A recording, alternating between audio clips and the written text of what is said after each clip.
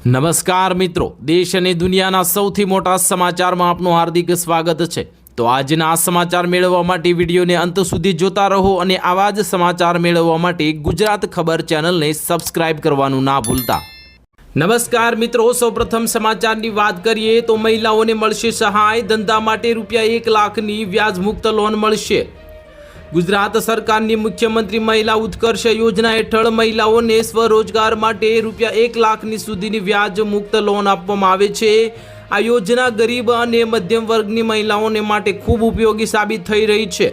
લોનનો ઉપયોગ ઘર ઉદ્યોગ, સિલાઈ મશીનના કામમાં, કઢાઈ પાપડ બનાવવા, નાના દુકાન, ખેતી સંબંધિત પ્રવૃત્તિ, પશુપાલન, ફૂડ બિઝનેસ અને હેન્ડમેડ પ્રોડક્ટ્સ માટે કરી શકાય છે। લોન સંપૂર્ણપણે વ્યાજ મુક્ત છે અને સમયસર પરત કરવી ફરજિયાત છે। મિત્રો, લોનનો ઉપયોગ માત્ર ઉત્પાદન અથવા તો વ્યવસાય માટે જ કરવો, ખોટી માહિતી આપવી અથવા તો અરજી રદ થઈ શકે છે। આનાથી ગ્રામ્ય અને શહેરી બંને વિસ્તારની મહિલાઓ માટે લાભ ઉપલબ્ધ છે। બેંકમાં અરજી મંજૂર થયા બાદ લોનની રકમ સીધી બેંક ખાતામાં જમા થઈ જશે। આ યોજના મહિલાઓને આર્થિક સહાય સાથે આત્મવિશ્વાસ અને આત્મનિર્ભરતા તરફ દોરી જાય છે।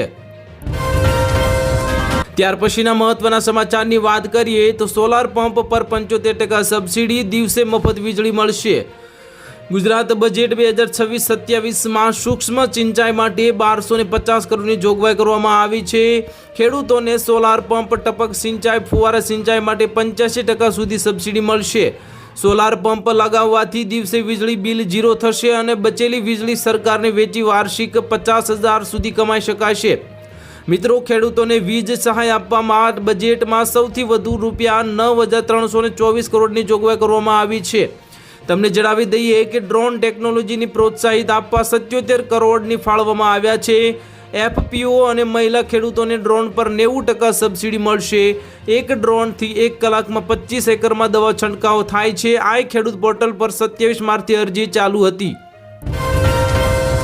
ત્યાર પછીના મહત્વના સમાચારની વાત કરીએ તો મત્સ્યપાલન કરતા લોકોને સરકાર આપશે લાખોની સહાય।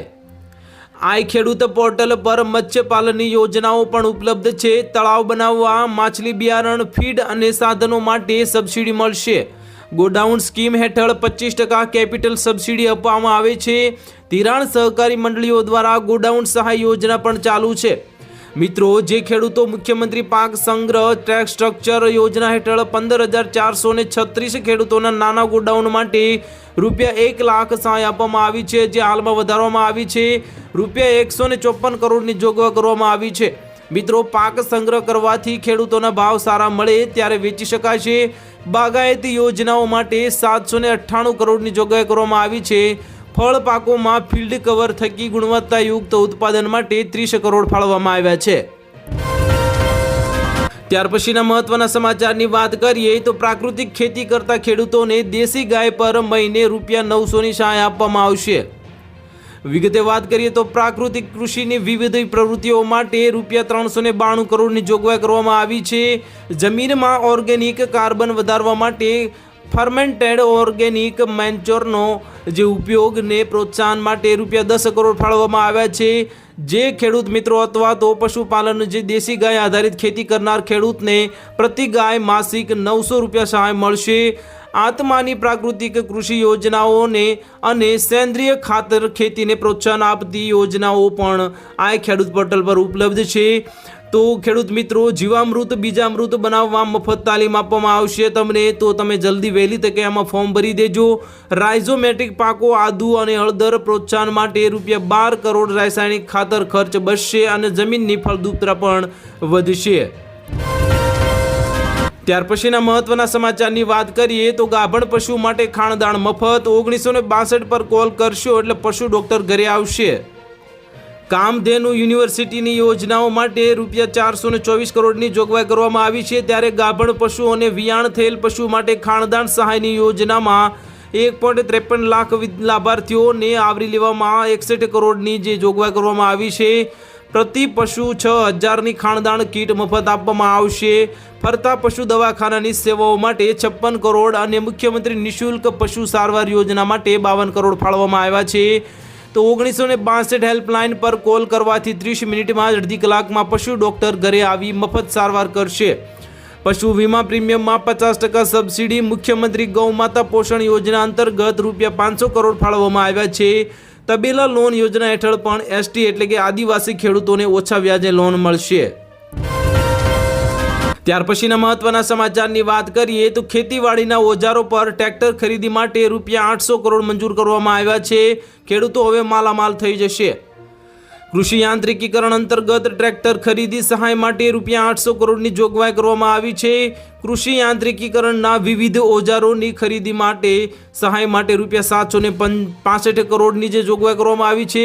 Rotavator, cultivator, thresher, reaper, seed drill પર 40 થી 50% સબસિડી મળશે. નાના અને સીમાંત ખેડૂતોને 50% અથવા તો ₹1 લાખ સુધી સહાય આપવામાં આવશે.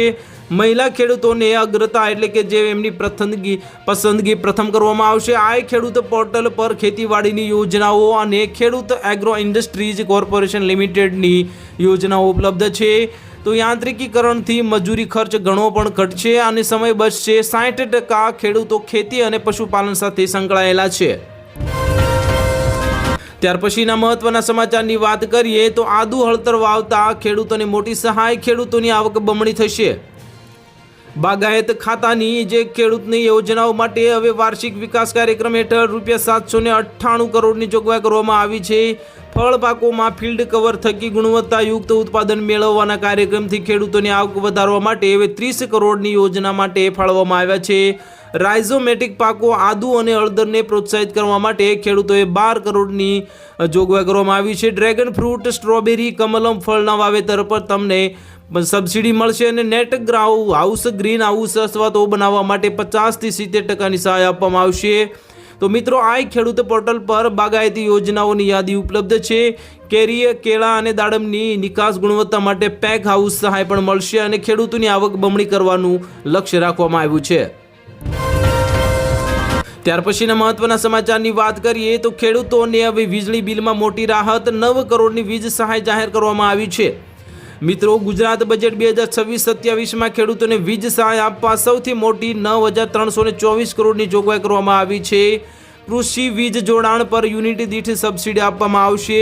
તો સૂર્યશક્તિ કિસાન યોજના હેઠળ સોલાર પંપ લગાવનારને દિવસે મફત વીજળી મળશે. એટલે બચેલી વીજળી ગ્રીડમાં વેચી શકાશે, જે વાર્ષિક 50,000 સુધીની કમાણી કરી શકાશે.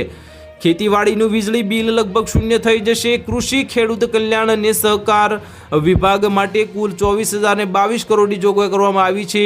આ રકમથી સિંચાઈ યાંત્રિકીકરણ, વીમા, સંશોધન બધાને વેગ મળશે અને ખેડૂતોની ઉત્પાદન પણ ખર્ચ ઘટશે. ત્યાર પછીના મહત્વના સમાચારની વાત કરીએ તો ખાતેદાર ખેડૂતનું મૃત્યુ થાય તો 4 લાખ વીમા રક્ષણ આપવામાં આવશે. ખાતેદાર ખેડૂતોના આકસ્મિક મૃત્યુ, કાયમી અપંગતા અથવા તો કિસ્સામાં 4 લાખ રૂપિયા સુધીની વીમા રક્ષણ આપવા માટે 146 કરોડની જોગવાઈ કરવામાં આવી છે. હાલમાં ખેડૂત અકસ્માત વીમા યોજના હેઠળ પ્રીમિયમ સરકાર ભરશે. એટલે ખેડૂતોને એક પણ રૂપિયો ભરવાનો નથી.